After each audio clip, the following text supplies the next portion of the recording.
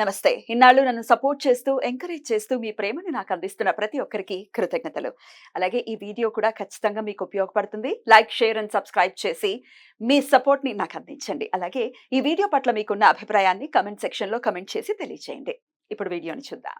నమస్తే. Welcome to our channel. నేను పద్మిని. ప్రస్తుతం మనతో పాటు ప్రముఖ astrologer, numerologist and life coach Sudha గారు ఉన్నారు. మాట్లాడదాం. సుధా గారు నమస్తే అండి. నమస్కారం పద్మిని. బాగున్నారా సుధా గారు? Fine fine. నువ్వు ఎలా ఉన్నావు? నేను బాగున్నాను. After long time. Correct correct. ఏయో పనులు తెలుసు కదా నీకే, ఆల్రెడీ చెప్పాను కదా. నడిచిపోతుంది అంతే, life has to go on. Good to see you again. Yeah, thank you. Right. మీరు చాలా ఏళ్ల నుంచి ప్రాక్టీస్ లో ఉన్నారు ఆస్ట్రాలజీ అనేది. అది నాకు తెలుసు. నాకు పర్సనల్ గా కూడా చాలా ఏళ్ల నుంచి కూడా పరిచయం మీరు.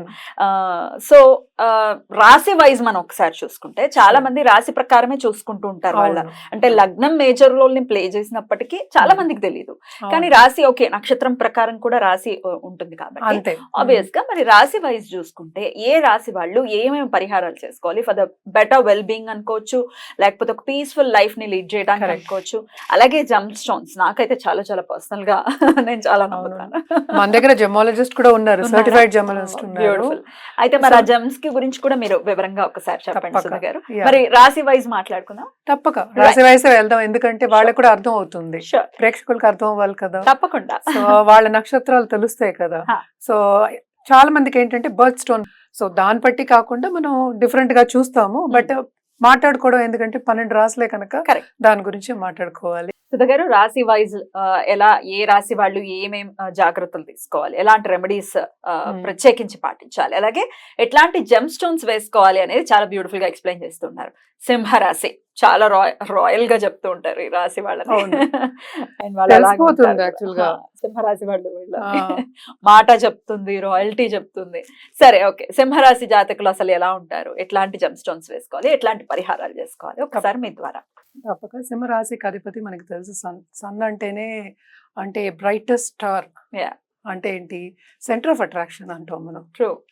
సో అలాగే సింహరాశి వాళ్ళకి కూడా సెంటర్ ఆఫ్ అట్రాక్షన్ ఉండాలి అనేది ఒక కోరిక ఉంటుంది. అంటే దేంట్లో అయినా నేను పై చేయి ఉండాలి అనేది ఒకటి ఉంటుంది ఫస్ట్.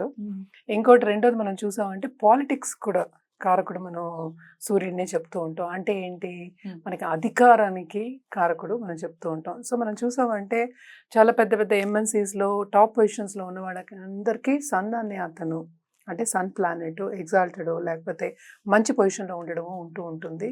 కానీ ఆన్ ద ఫ్లిప్ సైడ్ మనం చూసాము అంటే కొంచెం కోపం ఎక్కువ ఉంటుంది అని చెప్పొచ్చు. అంటే తొందరగా ఒక గ్రూప్లో కలవడం అనేది కొంచెం కష్టం.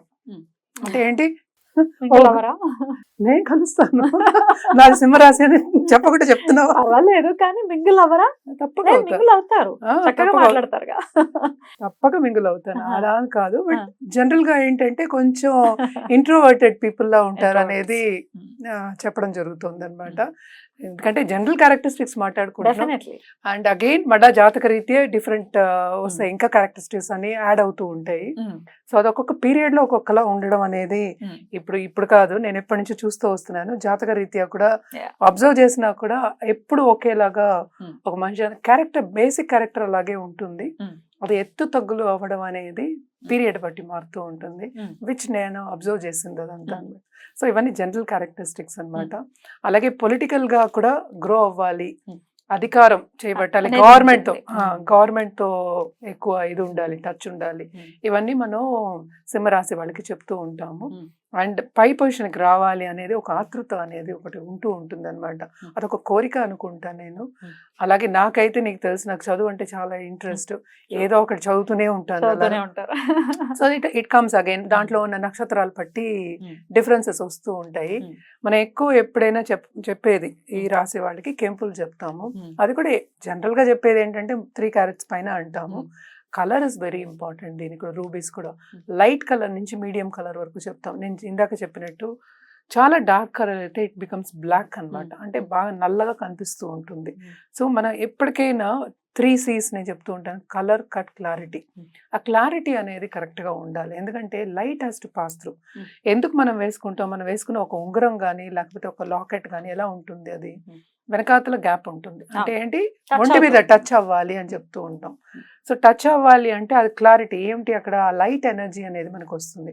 అంటే ఆ ప్లానెటరీ ఎనర్జీ దాంట్లోంచి మనకి పాస్ అవుతుంది అనేది మనం నమ్మకం Right. మనం వేసుకున్నప్పుడు. Hmm. ఆ ప్లానెట్ ఎనర్జీ మనకు వస్తే బెనిఫిట్ రిజల్ట్స్ మనకు వస్తాయి, Hmm. మంచి రిజల్ట్స్, పాజిటివ్ రిజల్ట్స్ వస్తాయి అనేది. సో చాలా మంది కోరికలు ఏంటంటే ఒక్కొక్కరికి ఒక్కొక్క కోరిక ఉంటుంది. సో ఇట్ ఆల్ డిపెండ్స్ నీ గోల్ ఏంటి లైఫ్లో, దాన్ని బట్టి జాతకం పరిశీలించినప్పుడు ఒక జాతిరత్నం ఇవ్వడం అనేది జరుగుతుంది అనమాట. అది కూడా ఎప్పుడు నేను చెప్పేది ఏంటంటే జెమాలజిస్ట్ దగ్గర తీసుకోవడం అనేది మంచిది. ఎందుకంటే వాళ్ళు పరిశీలించిన తర్వాత సర్టిఫైడ్ జెమ్స్ అనేది తీసుకోవడం వెరీ వెరీ ఇంపార్టెంట్. ఎప్పటికైనా మనం లాంగ్ టర్మ్ ఆలోచించాలి కనుక మనం ఇది పదే పదే ఎందుకు చెప్తున్నాం అంటే అర్థం అవుతుంది అని. డెఫినెట్లీ.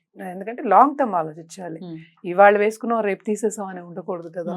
సో అందుకోసం దాంట్లో క్రాక్స్ అనేది ఉండకూడదు. లైట్ పాస్ అయ్యేది ఇందాక చెప్పినట్టు ఆ క్లారిటీ అనేది కరెక్ట్ ఉండాలన్నమాట.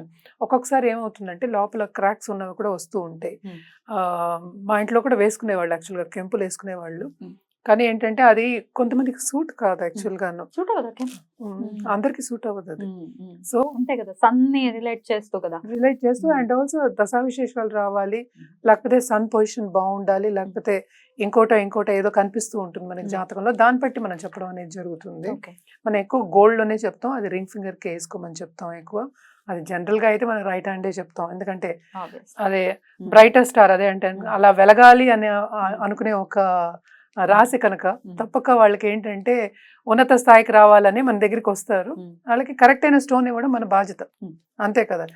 ఈ రాశి ఉంది కదా అని మీరే వేసుకోండి అని చెప్పడం అనేది కరెక్ట్ కాదు. సో అందుకనే జాతకం పరిశీలించాలని 10 సార్లు చెప్పడం జరుగుతోంది అనమాట. అలాగే మనం చూసామంటే ఆదిత్య హృదయం, ఎందుకంటే మనకి ఆదిత్య హృదయం ఎందుకు చదువుతాం, బేసికలీ ముందుకు సాగడానికి అండ్ ఆల్సో హెల్త్ బాగుండడానికి. ఎందుకని దాని మీద ఇంపార్టెన్స్, తనుభావం అంటాం కదా. అంటే ఎందుకని దాని మీద పెట్టాలి అంటే హెల్త్ ఉంటేనే అన్ని, హెల్త్ కూడా వెళ్తే, హెల్తే వెల్త్ మళ్ళీ మాట్లాడితే అదే కదా. అది హెల్త్ ఉంటేనే మిగతావన్నీ మనం చేయగలం, ఏ పనైనా చేయగలం, మనం సమకూర్చగలం, లైఫ్ లో ఒక గోల్ ని అచీవ్ చేయగలం. సో హెల్త్ అనేది మనం మాట్లాడేది not only physical, it is also mental health. So అది ఉంది, అగ్రెసివ్నెస్ ఉంది, కానీ సహకరించకపోతే ఫిజికల్ గాను, so there be a difference కదా. చేయలేము, చేయకపోతే ఏమవుతుంది, అక్కడ యాంగ్జైటీ ఇష్యూస్ వస్తాయి, డిప్రెషన్స్ వస్తాయి. ఇలాంటివన్నీ రాకుండా ఉండడానికి మనం ఆ స్టోన్ అనేది కరెక్ట్ స్టోన్ అనేది వేసుకోండి అని చెప్పడం అందుకే అన్నమాట. సో అది మనకి రాసి ఇదే కనుక నేను ఇదే వేసుకుంటానని కాదు కదా, అవసరం. అదే నేను డైమండ్స్ వేసుకుంటాను, నాకు చాలా ఇష్టం డైమండ్స్ అని. అండ్ ఆల్మోస్ట్ క్యారెట్ ఉంటుంది అనమాట. డైమండ్స్ ఏంటంటే మనం చెప్పాను కదా ఇందాక, మనం సెన్స్ చెప్తాం, వి డోంట్ డూ చేయాలి కదా క్యారెట్ ప్రకారం అంటే జనరల్ గా కూడా. అందుకనే జాతక రీత్యా కూడా మనం సెన్సే చెప్తూ ఉంటాం. జాతక రీత్యా కూడా ఎక్కువ అవసరం ఉండదా క్యారెట్? లేదు, జనరల్ గా కూడా అప్పుడు పూర్వకాల పద్ధతి కదా, మన సిలబస్ మారలే. ఆస్ట్రాలజీది వేదిక్ సిలబస్ ఎక్కువ మారలేదు ఇప్పటికి. మిగతా వాళ్ళలాగా ఫస్ట్ స్టాండర్డ్ సెకండ్ స్టాండర్డ్ లాగా మనకి మారలేదు, లేకపోతే 12th లేకపోతే BSc MBA అలా ఏం మారలేదు. అప్పటి నుంచి వస్తుంది కనుక అప్పుడు తక్కువ ఉండేవి డైమండ్స్, ఎక్కువ దొరికేవి కాదు కదా.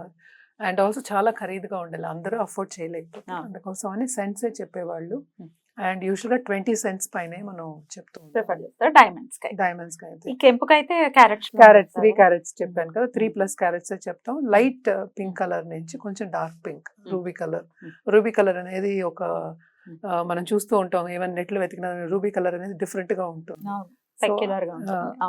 అది వేసుకోవడం అనేది మంచిది అనమాట. పరిహారాలు అయితే ప్రత్యేకించి వీళ్ళు ఆదిత్య హృదయం ఆల్రెడీ చెప్పారు, ఇంకేమైనా ఉంటాయో చేసుకోవడం? నవగ్రహ శాంతి పూజ చేసుకోవడం అనేది మంచిది. ఎందుకంటే నవగ్రహానికి ఎప్పుడు చేస్తామంటే, అన్ని గ్రహాలకి చేస్తామంటే, సూర్య మెయిన్ కదా మనకి గ్రహాల్లో. సో అన్ని మనకి సహకరిస్తాయి, వస్తాయి, అంటే ఇన్ లైన్ వస్తాయి, మనకి సహకరించి ముందుకు తీసుకెళ్లే దశ వస్తుంది మనకి అని నవగ్రహ శాంతి పూజ అంటాము. అలాగే పరిహారాలు చేయాలంటే సండే వెళ్ళి పరిహారం కాకుండా ప్రదక్షిణ చేయడం 11 సార్లు, 54 సార్లు, లేకపోతే 108 సార్లు చేయడం అనేది మంచిది అనమాట. ఇంకోటి ఏంటంటే హనుమాన్ చాలీసా కూడా చదువుకోవచ్చు మనం, బాగుంటుంది. హనుమాన్ చాలీసా మనకు తెలుసు, గురువు హనుమంతుడికి సూర్యుడే. సో అంతకన్నా మించి మనం ఏం చేయగలం. ఏ దేవుణ్ణి చేసినా, ఏ దేవతని చేసినా మనకి బెనిఫిట్ రిజల్ట్స్ వస్తాయి. మన గ్రహాలకి చెప్పినప్పుడు మాత్రం ఏంటంటే సూర్య జపం, సూర్య దానం చేయమంటాం. అండ్ ఆల్సో వీట్ చేసుకుంటాం. అలాగే స్పెషల్ గా ఏంటంటే చేయాలి అంటే, ఎప్పుడు నేను పిల్లలకి స్వీట్స్ చేసి పెట్టమని చెప్తాను.